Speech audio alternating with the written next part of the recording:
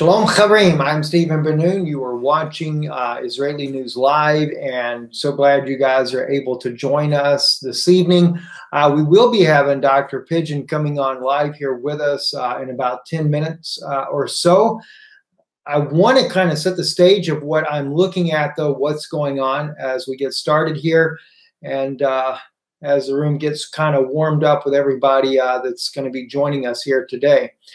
And by the way, those of you that are joining with us there, and I'll kind of remind you guys again in a little bit as the room fills up here, definitely a couple of things. One, if you like the broadcast, give us a thumbs up there. We get about 7 people consistently that always watch Israeli News Live that do a thumbs down. What's interesting, I believe they're all supposed to be Christians, and I did a video intentionally one day, really lifting up the Lord Jesus. And it was so funny because all 7 of them were right there to put a thumbs down on it again. And I'm like, you gotta be kidding me. This is like people that are just there for no reason. I don't know. I mean, listen, if I didn't like a program, do you think I would be there listening? There's no way. There's too much going on in life to waste time on nonsense. And I do not. My wife even asked me sometimes, you should look at this. And I said, why? I don't agree with what they're saying. So why do I want to waste my time? So anyway, I'm going to be sharing some things with you guys that's very controversial right now. And I'd heard about it. I mentioned it to you the other day that there are possibly American soldiers that were captured in Syria. And I found the article on it on Veterans Today. Now, Veterans Today, I kind of did a little research because I've used Veterans Today on multiple occasions. And people, at least from what you can see on the internet, some say that it's not a satire. The critics against them say they're not a satire, but some people say that they are conspiracy theorists. Well, they try to call me that as well, only because I try to point out the facts. But I will say this. One thing that is true is that there's something very serious going on in Syria. And I think the war between Russia and the United States, or Russia and NATO partners, not all of them, but enough of them, is really beginning to get very serious. And I think that's where we're headed. And so there may be some very serious truth. This is why there's being a lot of accusations of who is guilty of the chemical weapons attack inside of Syria. Russia saying it did not happen, the U.S. saying it did happen, and possibly it was either staged or they had some people in a basement and poisoned them there. We shared with you already some very overwhelming evidence that even the medical student that was actually at the hospital, his own testimony, these guys run in with cameras into the hospital while they're treating people with smoke inhalation and say it's a chemical attack and start dousing them all with water. Well, that lets you know they're trying to make footage for the camera, okay? Let's get right into this, though. What's today's date anyway? The 14th, I believe it is. I know people always say, Steve, you need to announce the date. Either 14th or 15th. I forget which one it is. But anyway, of 2018. March, May. Gosh, forget it. Thank you. 14th. All right. This is James Mattis at the State Department announcing that they had to do this attack. Let's just quickly catch a few seconds of this. As the world knows, the Syrian people have suffered terribly under the prolonged brutality of the Assad regime.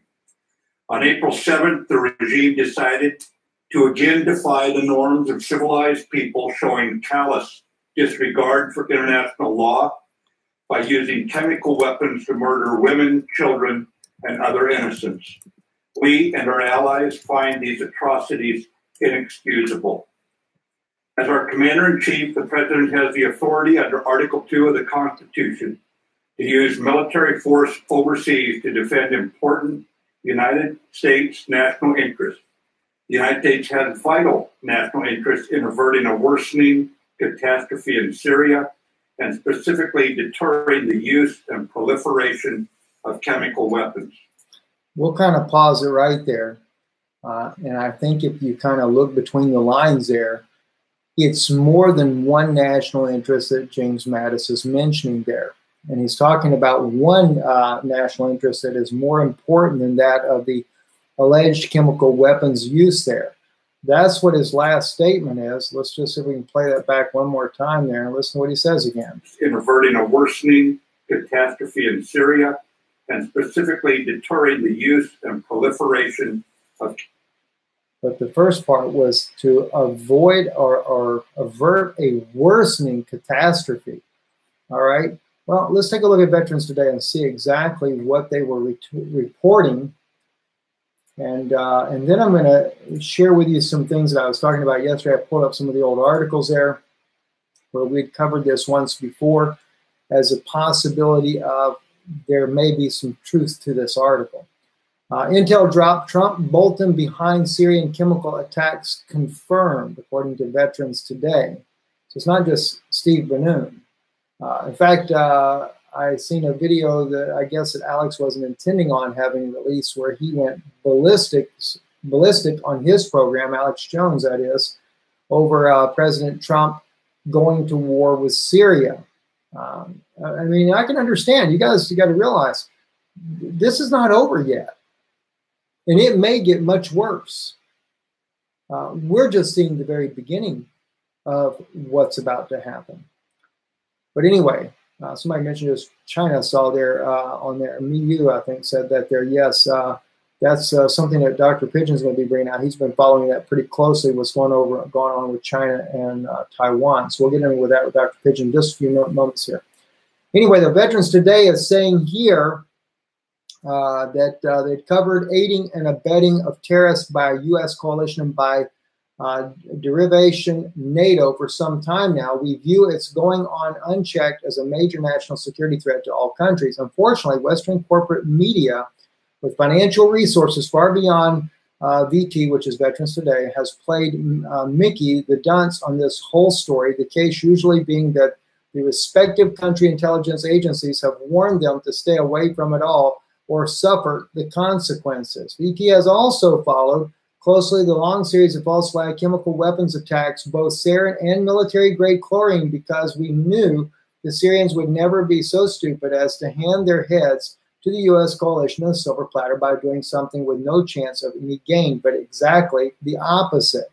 All right, so they're following the same pattern. They're seeing the same things that we're seeing. So they're not following along with, CNN, what do they call it? Clinton News Network. I guess it's got another name, I'm sure, as well, where you're only getting the propaganda idea. We were also concerned that the longer they got away with doing this, the more innocent people would be murdered by alleged protectors of freedom and democracy in the world, but who we know to be currently among the worst enemies of mankind. Unfortunately, despite our best labors, citizens of these countries have done almost nothing to hold those accountable in their own countries. Now that might have changed with our long pleading for the Syrians to give up photographic proof of the chemical weapons assets they have been capturing, serial numbers and all, so we could cram it down the throats of the guilty. Now, what Veterans Today is talking about, they reached out to the Syrian government. They asked for the proof. All right, if it's sarin gas and you got proof that there is sarin gas amongst the jihadists that are fighting in there that are being backed by the U.S. there, send us the evidence. Well, they did. And they actually sent them the close-up photos of it. And here they asked for, this one here is a smoke canister here. Then they had the sarin gas is made in Germany. And they sent them this as well, where you can see the serial number as well as the type of chemical weapon that was being used.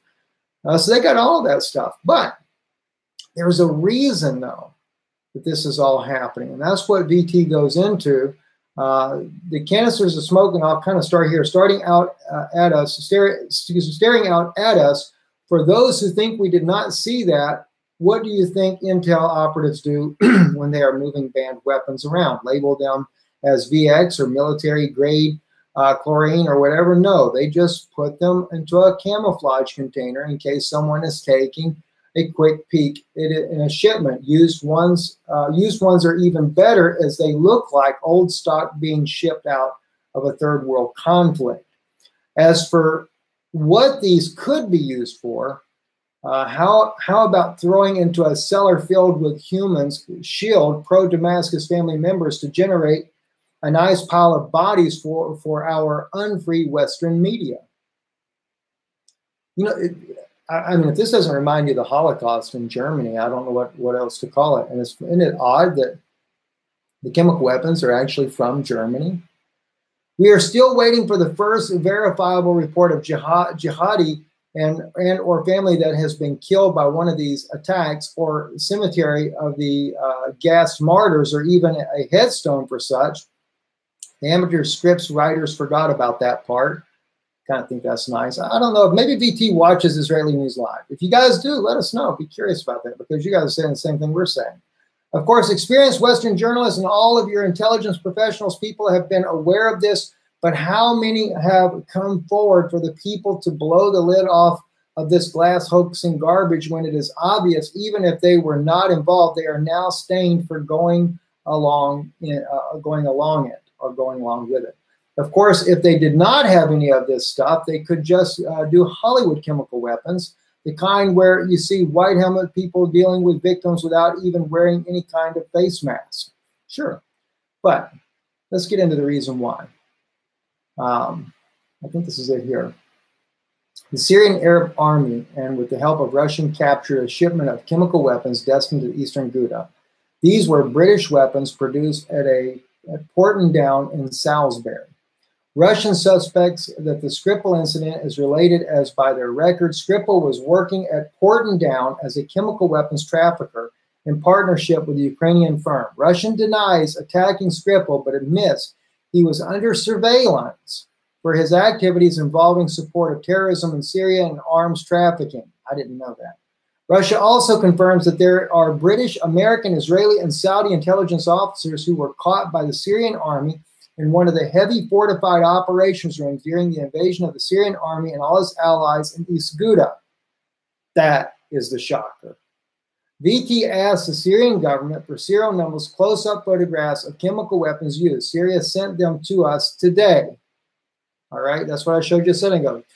To date, the Syrian army captured the following German-made poison gas shells shipped into Syria through Ukraine and Turkey and delivered to Jaish al-Islam by a US CH-53 helicopter, according to statements allegedly gotten from POW interrogations. What do you know? Isn't that interesting? Turkey involved once again in smuggling the chemical weapons inside of the country. And you guys already know. I mean, Aaron Erdem. You know, this is funny. When they say, oh, Steve, you're a conspiracy theorist. First, I'm not an Israeli. First, I don't live in Israel, so therefore I have no credibility as Israeli News Live, although I have lived in Israel twice. Then the idea that I'm not Israeli. Just to throw in some thought here about that. If you are an Israelite by blood, you're an Israeli.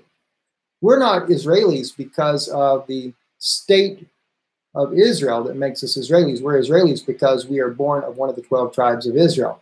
We're born into this family. It's not that you have to have a citizenship tag in order to say you're Israeli. But nonetheless, at the Knesset, when I was there, last time I was there, I was offered my Israeli citizenship. I have been a little reluctant in accepting it for the simple reason is that would put me under a set of laws that might give them a leeway to try to arrest me for saying the truth that I try to tell you.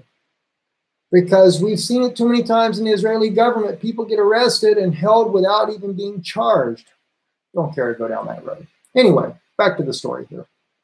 So, Turkey had delivered to Jaish al-Islam by this helicopter here.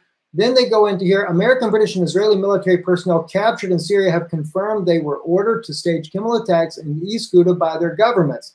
Now, I can't confirm what I'm reading to you guys, okay? All I can tell you is this is what Veterans Today is reporting, and that's why I was bringing up the idea, you know, they say Steve's a conspiracy theorist. You know, I share with you Aaron Erdem and what he said. Aaron Erdem is a parliament member of Turkey that exposed with the evidence Erdogan in cahoots with the CIA. Now, he doesn't use the CIA because he didn't know the CIA was involved in it. It was Seymour Hersh that uncovered that part. Actually, it was an American girl journalist that uncovered that.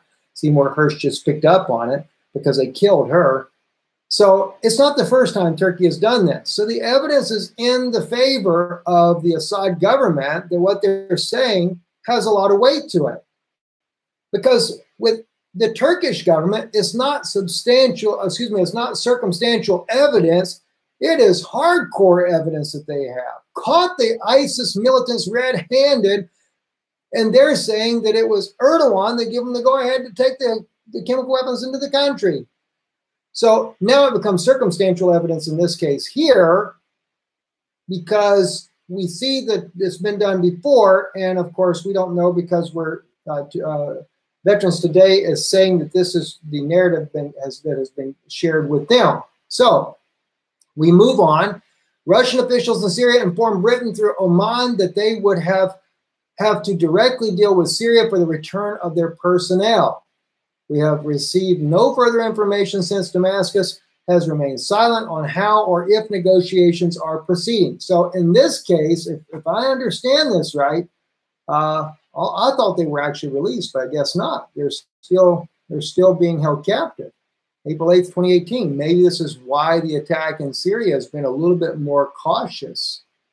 Maybe they don't know where their prisoners are.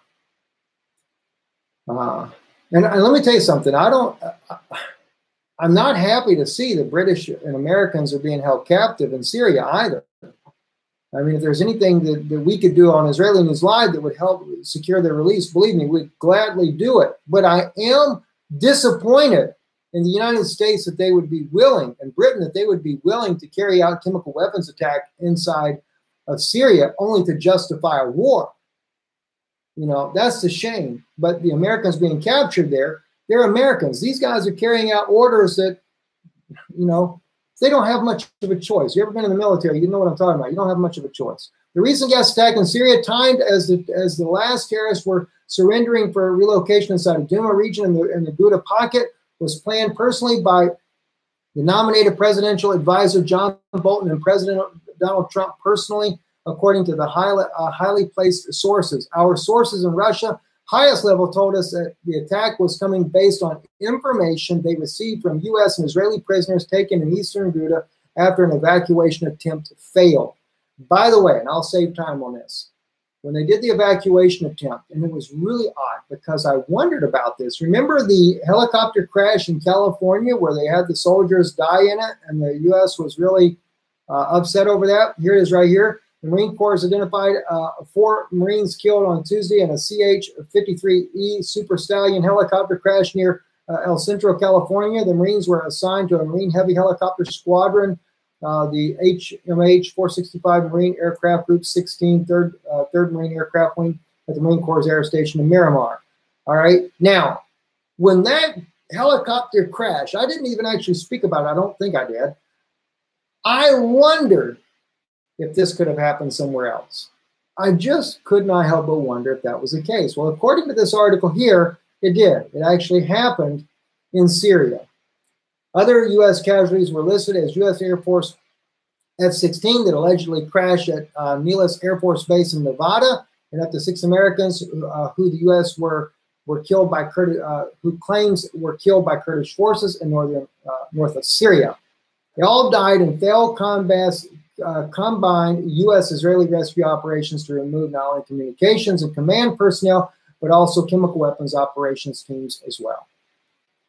This is what's alleged. Now, quickly, before we bring Steve on, and Steve, if you're watching, God bless you, my brother, I'll go quickly.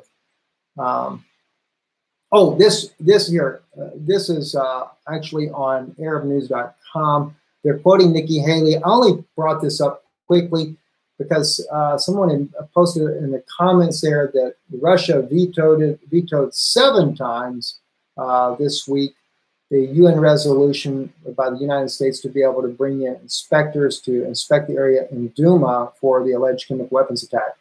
That's not what Nikki Haley actually said.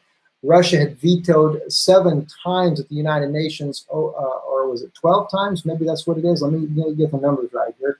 7 members, okay. Nikki Haley, Russia for its inclination to protect one person in Syria, referring to the Syrian President Bashar al-Assad.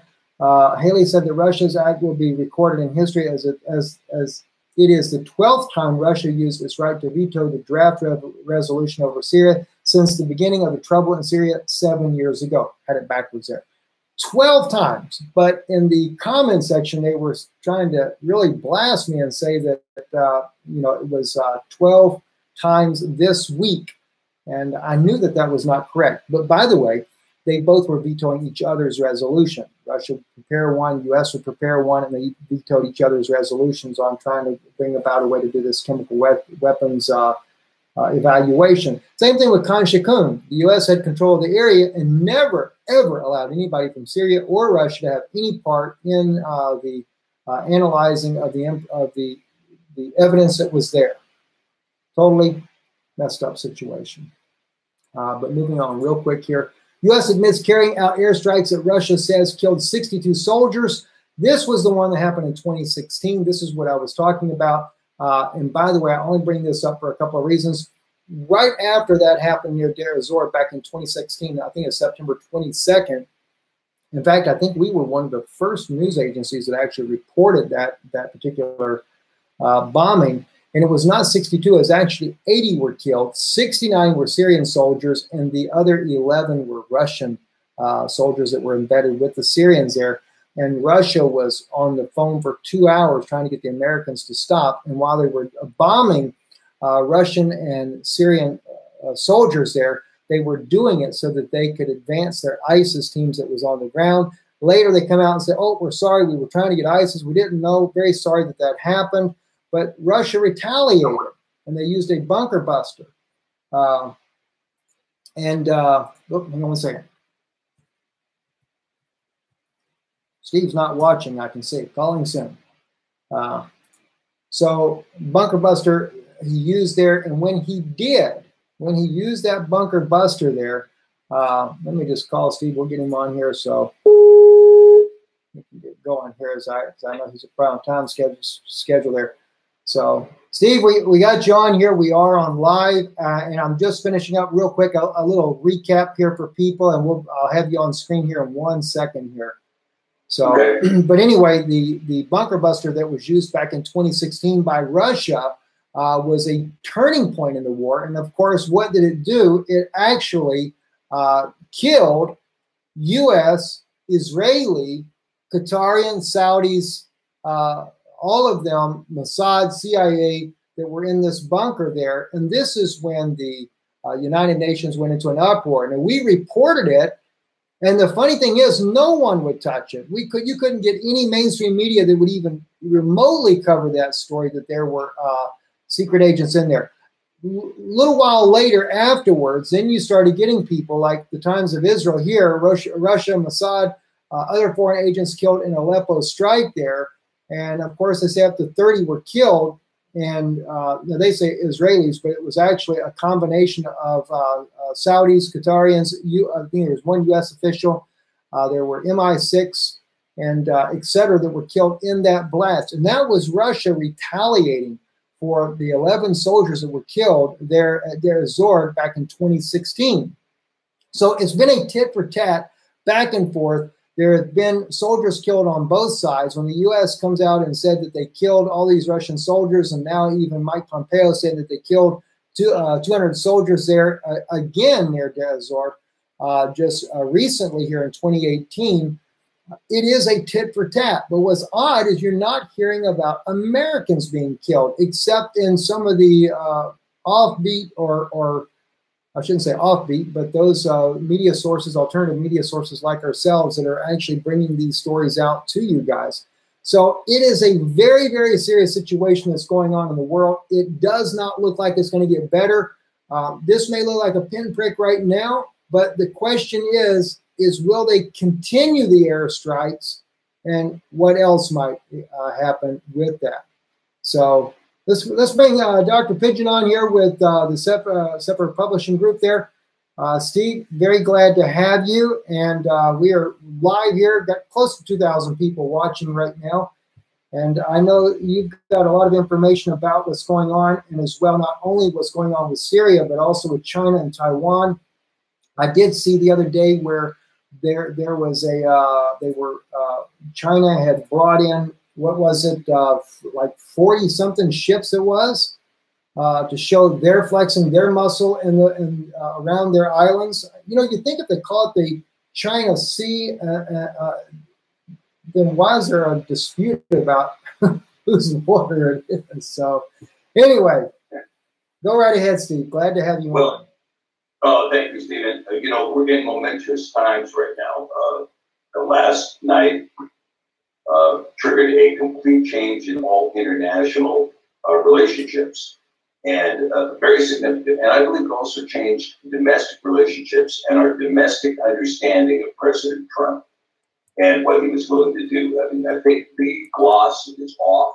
We now know his objectives, and we now know where he is in terms of what his campaign promises were to get us out of Syria and to stop mindless wars. Instead, he spent tens of billions of dollars on this operation that culminated in these missile strikes last night. Now, what has happened, from my point of view, Stephen, is that we've entered a condition of Cold War. You know, Nikki Haley told the Russian ambassador to the UN, "You will never be our friends." You know, pretty hostile statement, but she reflects the view of the White House. She reflects the view of the White House. Now, as a result of this, you're now going to see things that are taking place and have already taken place that are shaping up a world that is going to put Russia, China, and Iran, and of course Syria and North Korea, as permanent enemies of the United States. And this is going to continue until this whole issue of the petrodollar is resolved. And I can tell you that from my point of view, this is a horrible and significant situation. Now, you were talking about tit for tat here.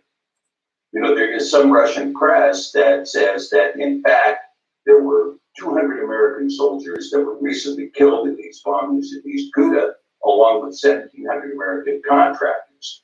This is part of the reason for this strike back. In addition to that, Macron was training 250 terrorists with their special operations and tactical training that he was deploying from Algeria into Syria.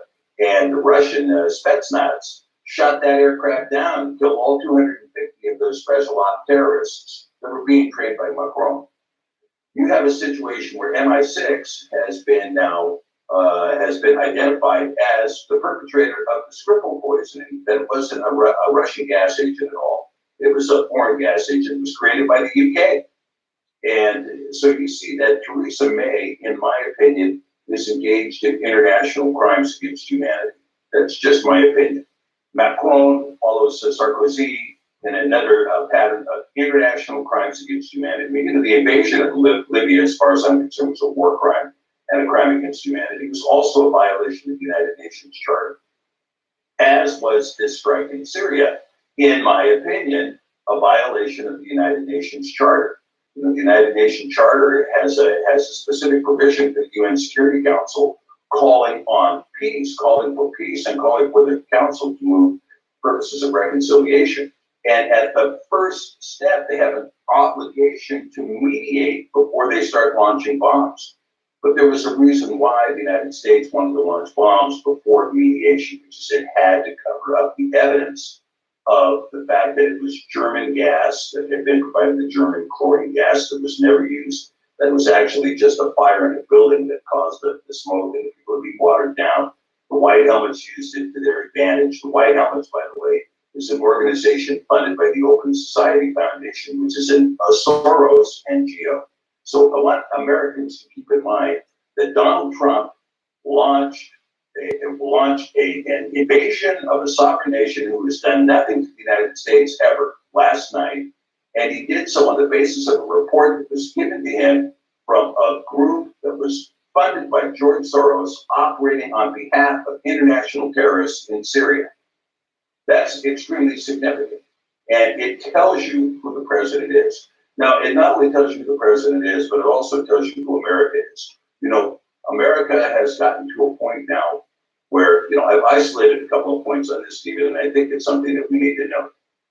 The U.S. holds the opinion, as do its leaders, that it is above the law. Well, of course it does. Look at the situation in the United States. We have this fellow Q, or this agency Q, which in my view is a PSYOP, telling the whole world that, oh, we're going to drain the swamp. Oh, we've got 28,000 sealed indictments. Oh, all of these people are going down.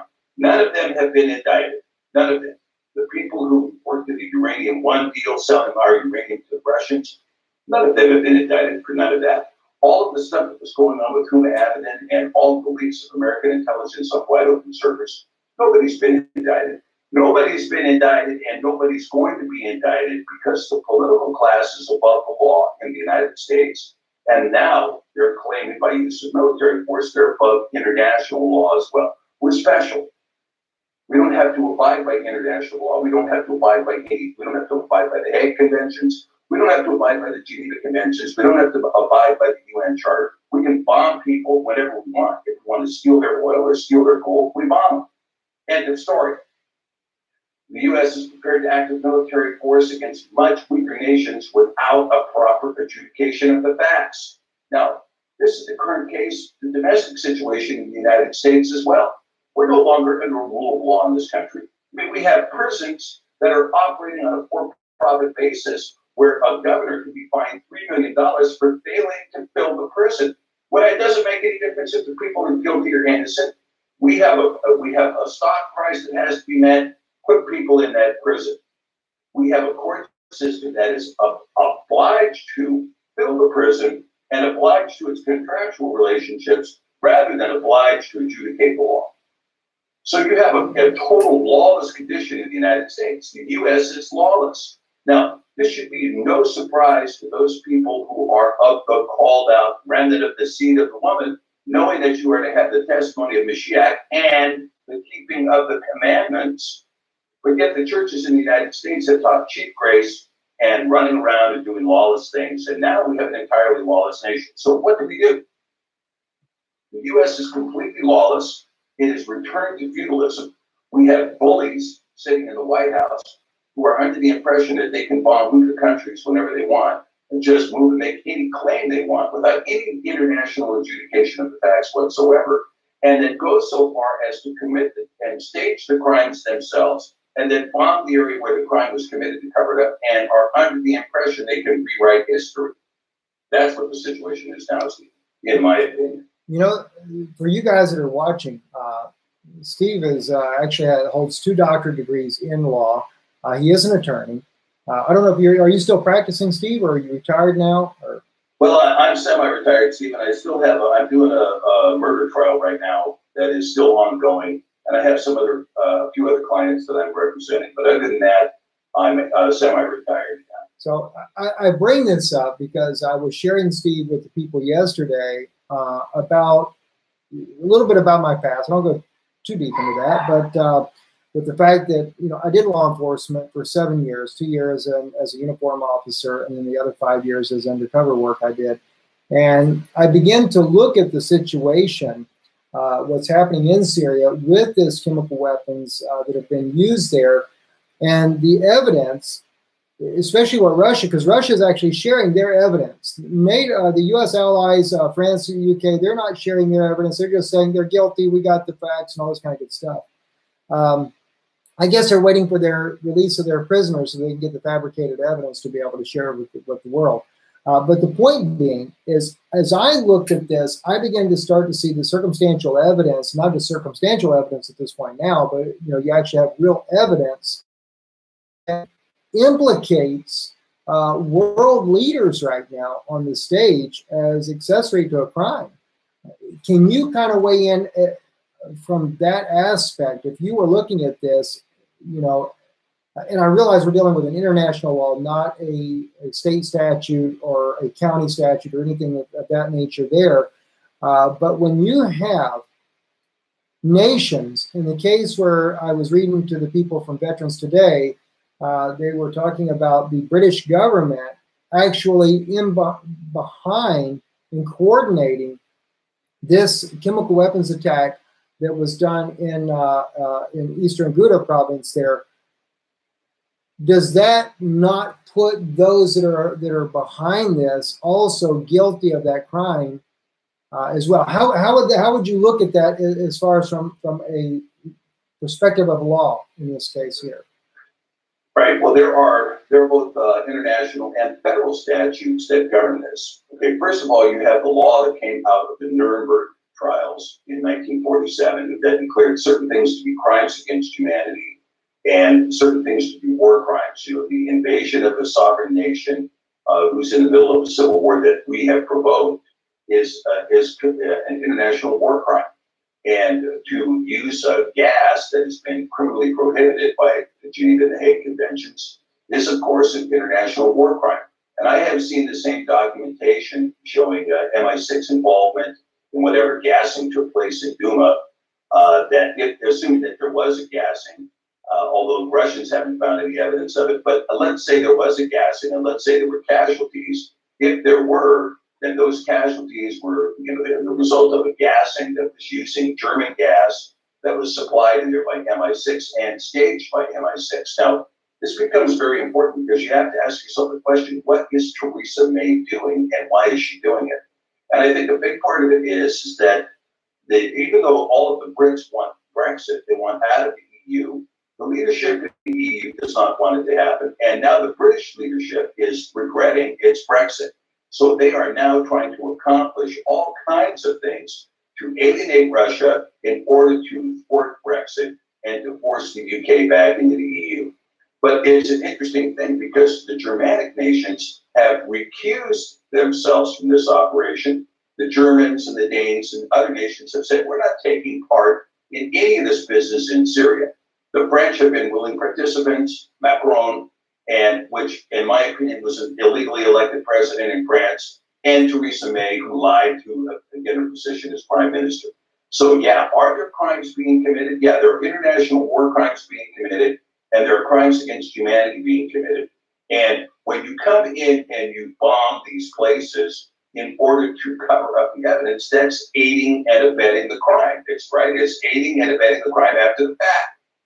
And so this is what's going on now. So yeah, you have this, have you got a body of crimes going on? Yes, you do. Now, in addition to that, there is a thing called the War Powers Act in the United States that delineates a certain amount of power to the president to engage in military operations offshore.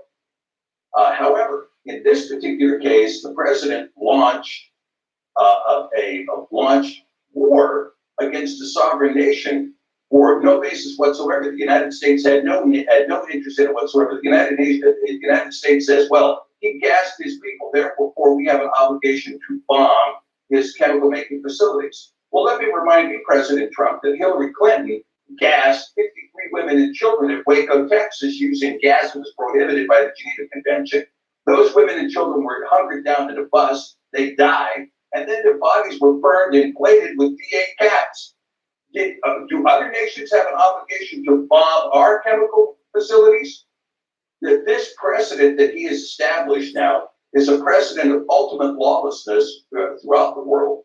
And it's anyone with any military might can feel free to do whatever they want. For instance, suppose that Russia makes a determination that Japan, based on trumped-up evidence, has killed people in its subway using a foreign gas, and they come in and start bombing Tokyo arbitrarily. What are you going to say about it? Because you've established a precedent that allows another nation to do that. This is why this violation, this egregious violation of international law, has to be adjudicated at the UN. And yes, my understanding is that they're having a Security Council meeting today, this afternoon, that the Russians are in protesting what is going on here. And the fact of the matter is that the box that President Trump has opened is Pandora's box, and it will not be closed. It will not be closed. And there is going to be strategic retaliation all over the world. And it's all going to be now, how far can I go before the other side retaliates with nuclear weapons? That's going to be the only question. And believe me, there's going to be a lot of nations going a long way under that assumption. I can definitely see that happening, that scenario playing out. And the other thing is, too, Steve, one of the first things that came to my own mind, and I'm sure, I've actually seen it already on Twitter as well, on different news articles there, like Vanessa Beeley, Ava Bartlett, the issue of the U.S. saying that they actually bombed the chemicals weapons facility as well as the storage facility, both the where they make the chemical weapons as well as where they store them. They said they have taken both of those out. How much of insulting of the American public's intelligence does it take for them to think that we're really supposed to be stupid enough and gullible enough to believe that they took out a chemical facility in a densely populated public area and not cause massive loss of civilian life, again, by hitting a storage facility of chemical weapons? I mean, if you blow up, say, one sarin gas or one chlorine gas bomb in an area and you were to get, in reality, a truly mass loss of life, say like in 2013, when Erdogan was in behind, at that time, Prime Minister, according to Aaron Erdem, former parliament member of the Turkish government, saying that Turkey had the blood of the children from 2013 on their hands. We had, what, about 100 deaths as a result of that? Just one sarin gas. All right, so if Syria really did have a stockpile of chemical weapons in this facility that the U.S. says, oh, we took it out, by the way, while we were over there, I would suppose that we would probably have a catastrophe of thousands of lives lost as a result. So we know that this is just, I hate to say it, but a crock. Well, the OPCW just a few years back went in and supervised on behalf of the United Nations the complete destruction of all of Saddam's, Saddam's chemical weapons. By the way, the chemical weapons that were in Syria were the chemical weapons that we gave to Saddam Hussein for purposes of killing Iranians back in the 80s. I mean, the former Secretary of Defense, Rumsfeld, admitted it outright. He said, there's weapons of destruction in Syria. We know because we gave them to him. What was he talking about? He was talking about chemical weapons. The chemical weapons were safely transported out of Iraq over a period of 8 months into Syria for storage. All of those chemical weapons, U.S.-made chemical weapons, were all given up by Bashar al-Assad 2 years ago under the supervision of the OPCW and the United Nations, who checked it off and said, we've got it all, thank you, check the box. And so we went over and destroyed, what, an aspirin factory like Bill Clinton did in Sudan back in 96? What do they call it, a chemical factory? Exactly.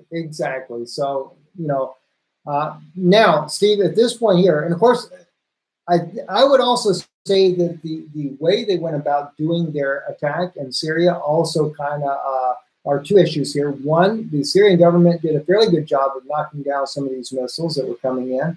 It seems they did it pretty much on their own. And secondly, another issue that kind of comes to my mind, the way the attack was carried out seems to suggest that the U.S. and the British and French were very concerned about possibly hitting a location that could maybe actually have prisoners, as far as U.S. and British prisoners there.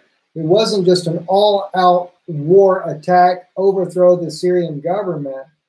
So that's another issue. I mean, or were they maybe trying to target where they think they might be, where they could weaken an area so they could get to their people?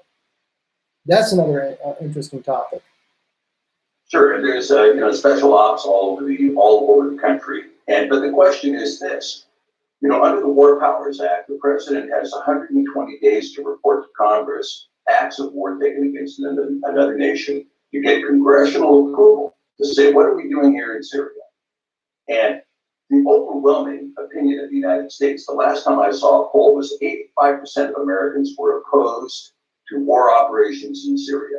Nobody wants to spend another $5 trillion on a meaningless, useless war where we're going to go in order to make the defense contractors wealthy, and we expend 20, 30,000 American lives or more. At the end of the war, everybody comes home and says, okay, we made enough money on that one. What's the next little country we can beat up? Nobody's interested in that. And Americans all know what the game is. Nobody is interested in that. And the president had a duty 120 days after taking office, since he knew there were special forces in Syria, to report to Congress. He didn't do it. It's a violation of the War Powers Act. Now, it's a violation of the Constitution for the president to initiate a war without a declaration of war of the Congress. And there is no congressional declaration of war. So just exactly what is going on here and who's working for whom. Where is the loyalty to this country? Where is any consideration for anything? Yeah, they were very careful about where their strikes went because they were certain that their strikes were not going to hit any Russian assets. They were certain of that.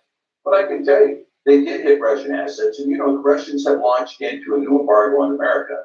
Most Americans don't know this, but we don't build the engines for our rockets anymore. Those are built by Russia. All the titanium, 60% of the titanium that's supplied to Boeing for the manufacture of its aircraft has now been revoked. The Russians are no longer going to supply titanium to the Americans. They've cut off liquor and tobacco imports into Russia. They've cut off the export of their rocket engines, and they have totally suspended any cooperation with the International Space Station or otherwise trying to help America, who no longer has the space shuttle program, right? We don't have that anymore. And so we have a nation here that is becoming more and more isolated. It is clearly an international bully who beats up on weaker countries in order to steal their stuff. That's clear.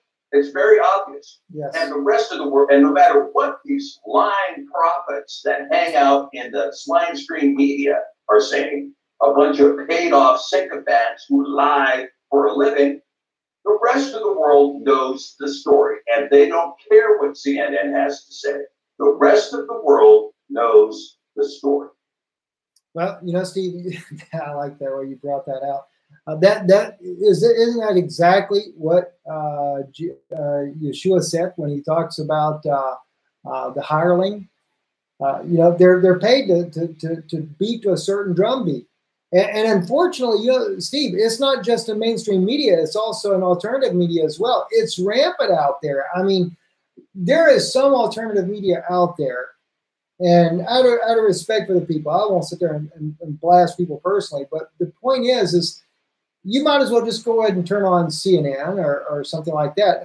And Fox is not even like that, not that bad. I mean, look at, what is it, Carlson Tucker. You know, he actually he came out and opposed the war before it got started. And I was very surprised. Pleasantly surprised, because finally we're starting to see some people. Also in Great Britain, the Labour Party, what's his name? The Labour Party head. Yeah, yes. He's been very critical too, and he's been appropriately critical. Yes. And Tucker Carlson has, Tucker Carlson is an intelligent fellow, a well-educated fellow, and his voice is really the last voice of sanity in the mainstream media in this country. And of course, everyone else, has an agenda. They want to have a certain status inside of New York City, and so they kowtow to this line, whatever this line may be. And it is not objective; it's unreasonable. Our nation has been given over to deception. That's really the bottom line here, Stephen. We have been given over to deception. We believe the lie. And it's important for us to believe the lie. We don't want to even see the truth. We want to believe the lie. We seek the lie until we find it. That's exactly right. And very sad.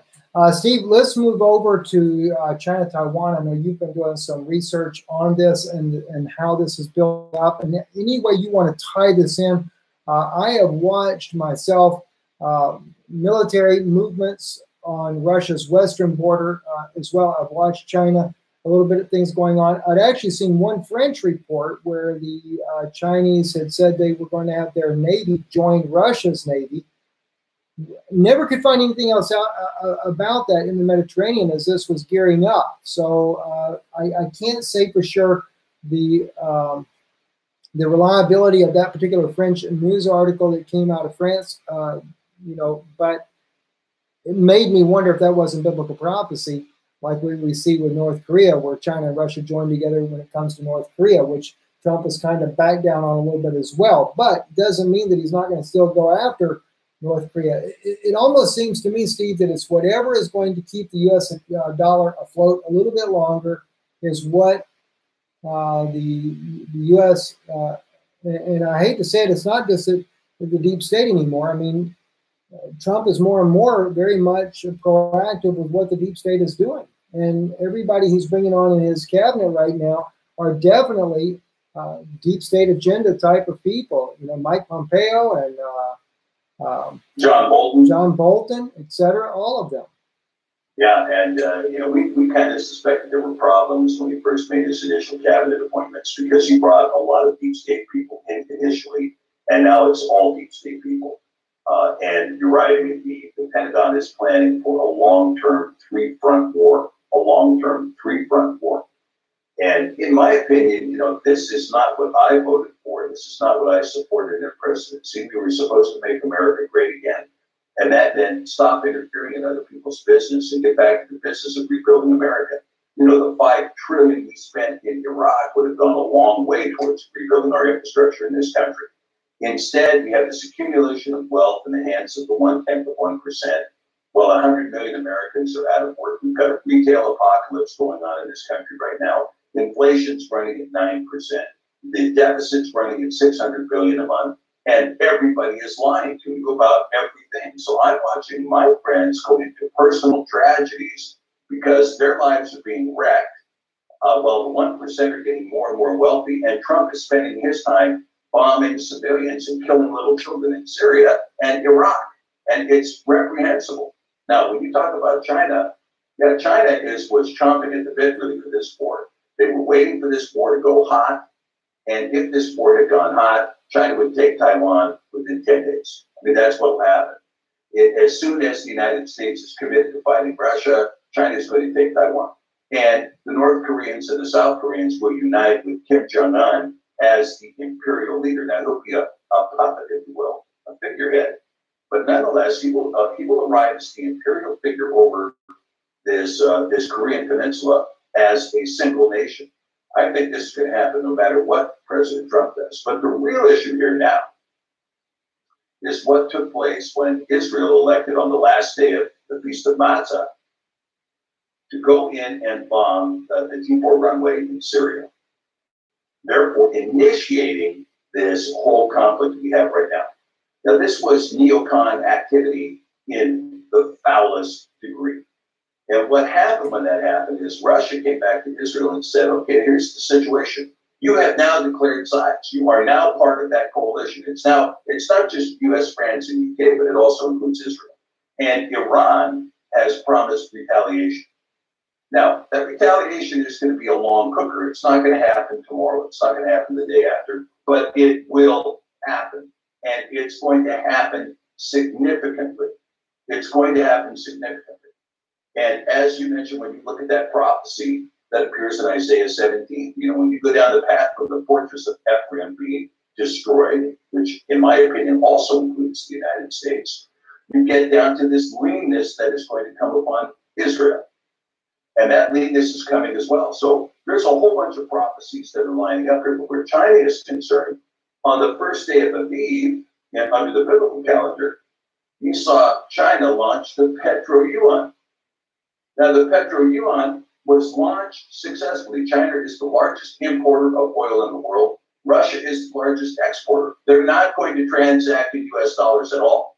The next thing I expect to see happen is China is going to dump its nearly $2 trillion in petrodollars. They're going to dump those on the market. Well, there's still some value left because there won't be soon. We have an inflation rate that's going to spiral out of control in this country, and it's going to spiral very quickly. I mean, once it goes, it goes. And the petrodollar is falling off the cliff no matter how many weak people Trump bombs. It's the petrodollar is still going to fall. You know why it's going to fall? Because he has failed to make America great again. That's exactly right. That's exactly right. You know, see, there's been a lot of people had high hopes, whether they voted for Trump because of what he was standing for, but he has actually done everything opposite of what he said. I was skeptical but optimistic because I saw his words, his verbiage about Syria, about Russia, lifting of the sanctions, etc. You know, and the thing is, everything that he has stated practically, he has done absolutely the opposite of. And I know those that are still defending President Trump are pretty much doing it based on Well, he is kidnapped by the deep state, and they are forcing him to do what he's doing. I question that because of his relations with the Vatican and what was being said at the inauguration, and with Hillary Clinton sitting there and them joking and laughing right there, and then the host of the night that evening says, you know, Trump and the Pope had a little bit of a rift during the campaign, but Trump knows what he must do to fix that. Right. And what it is to fix that is to participate in this unholy trinity of Rome, London, D.C. in controlling the Western world under the dictates of the pontiff. Yes. And so, you know, as a consequence, I mean, we really begin to see this whole thing in its full-blown operation. And ultimately, I'll tell you, I think you're going to see events culminate very quickly here because, again, we've had a failure of loyalty to the nation of the United States. All these people, you know, they take an oath to support the Constitution, which is a document that is long since dead in this country, long since dead. But they get in office, and then the goal of being in office is to stay in office and collect a federal paycheck. There's no goal to support the United States, to rebuild the United States, to represent the people that put you in office. That doesn't exist at all. We represent the corporation that funded me, not the people that elected me. We don't have free and fair elections in the United States anymore. We don't have the rule of law anymore. We don't have a judicial system that's free from corruption anymore. We don't have police departments that are free from corruption anymore. And we have no federal law enforcement agency that isn't in the middle of all of it. I mean, come on, you know, when you're talking about James Comey and Mueller and Clapper and Brennan and all these guys were on the inside of these, whether you're talking about smuggling weapons to drug cartels in Mexico, whether you're talking about arming and funding and training ISIS, and the same people that shot and killed 5,000 of our troops in Iraq are now on the American payroll, and we're funding them, supporting them, getting them medical care, backing them up with helicopters and airstrikes, and now we're striking Syria on behalf of who? We're striking Syria on behalf of these ISIS militants who were in Duma, who were parading their hostages around in cages. The little children that you saw gassed, those same ISIS terrorists had those little children in cages and were parading them up and down the street. And this is who President Trump elected to spend tens of billions of dollars defending and risking World War III with Russia. That's exactly right, Steve. And the thing is, what people don't realize is that if a war breaks out with Russia over the Middle East, it will be a nuclear war because Russia does not have enough assets in the Middle East. They're not on their home turf to be able to wage that battle there. And Putin, to me, is far more of a statesman than President Donald Trump. I mean, Donald Trump, he runs his national affairs via Twitter. And, you know, it is one of the strangest things I've ever seen in a president is to run his national security. Everything that he does is ran by Twitter. He even fires his staff by Twitter. So, you know, Twitter can be a good resource as finding out what's breaking with individuals around the world that share their personal experiences that are going on, but it's definitely no place to be talking to the people around the world to say, by the way, we're going to be launching our smart bombs at you and Russia. Honestly, I really felt like I was dealing with a multimillionaire spoiled little brat, you know? Yeah, I really think that's right, Stephen. I think, you know, I mean, it's like World Wrestling Federation. You know, he was out doing a World Wrestling thing. Oh, we're going to launch some missiles, and then I'm going to come over with a folding chair and smack Bashir al-Assad on the back of the chair and knock him out of the ring. You know, the only difference is that he's talking about risking the lives of 300 million Americans in a nuclear holocaust. Yes. You know, the Russians put 40 million of their people in underground shelters 2 days ago. Yes. So this is serious business, and the seriousness of it all is that, you know, I know it's nice to be bellicose, you know, scratch yourself, I'm the tough guy, come out there with your whole thing, but you're talking about risking hundreds of millions of people, and if this Holocaust actually occurs, the Northern Hemisphere is going to be uninhabitable. Now, you know, if it goes to that full extent, which it probably won't, but I can tell you the way it stands right now is launching cruise missiles into Syria. If that's the end of the statement and you retreat out of there, will your presidency survive? I don't think so, because you have deep state people, the same people you're in bed with, right? The same people you're in bed with want your head on a platter. Yes. And you know, Steve, the thing is we are so close to a nuclear war with Russia right now. It's not even funny. And I don't know how much longer this is going to go on. I have no idea. I'm sitting here watching daily to try to figure out, to wrap my head around this, exactly trying to figure out what's happening and what's going to be the next move by the United States. Because I was actually surprised that Trump struck when he did, because the State Department was just saying the day before, we're waiting for the evidence. They got our OPC. Can we get the word right?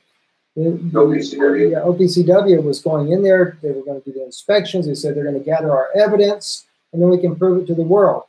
They didn't even wait for that. Just start bombing. You know? Yeah, well, you know, all of that is what they think is surprise attack, right? We're pulling out, then the next day they start bombing.